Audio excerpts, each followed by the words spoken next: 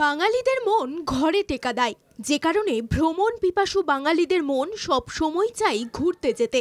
আর কাছাকাছি ঘুরতে যাওয়া মানেই বাঙালিরা বেছে নেন দীঘা, পুরী অথবা পাহাড়ি ডেস্টিনেশন দার্জিলিংকে। অনেকে জানেনই না বাঁকুড়ায় আছে ঘুরতে যাওয়ার মতো এক সুন্দর ডেস্টিনেশন, যেখানে গেলে পাহাড়, মন্দির, নদী দেখার মতো সব কিছুই একসাথে পেয়ে যাবেন।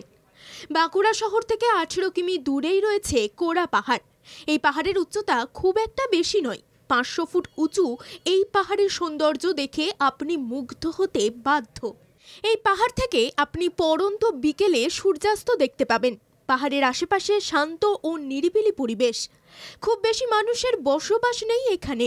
পাহাড়ের ঠিক পাশ দিয়েই কুলো কুলো ধ্বনি রবে নিজের গতিতে বয়ে চলেছে শালী নদী। আপনি চাইলে নিজের প্রেমিক বা প্রেমিকার হাত ধরে এই নদীর ধার বরাবর ঘুরে নিতে পারবেন।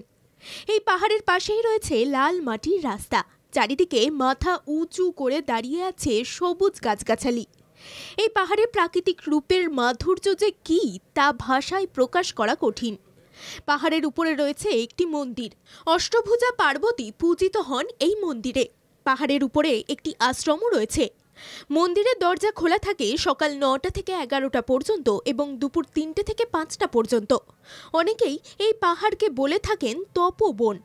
এখানে যে আশ্রম রয়েছে সেটি হলো মহিমানন্দ তপবন আশ্রম। কোড়ো পাহাড়ের উপরে উঠতে গেলে আপনাকে তপবন আশ্রমকে পিছনে ফেলে সামনের সিঁড়ি দিয়ে উপরে উঠতে হবে। চারিদিকে সবুজ গাছ ও মাঝখান দিয়ে পাহাড়ে ওঠার জন্য চলে গিয়েছে সিঁড়ি। আপনি চাইলে ট্রেনে করে বাঁকুড়া যেতে পারবেন, আবার পরিবার বা বন্ধু বান্ধবদের সাথে নিয়ে লং ড্রাইভে বেরিয়ে পড়তে পারেন বাঁকুড়ার উদ্দেশ্যে।